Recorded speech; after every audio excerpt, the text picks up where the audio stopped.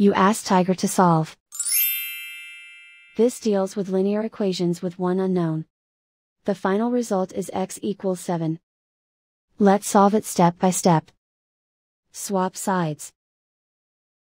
Group all constants on the right side of the equation. Add 4 to both sides. Simplify the arithmetic.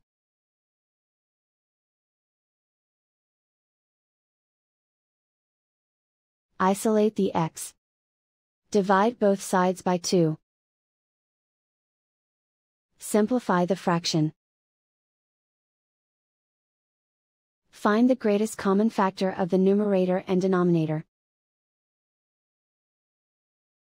Factor out and cancel the greatest common factor. And so the final result is x equals 7.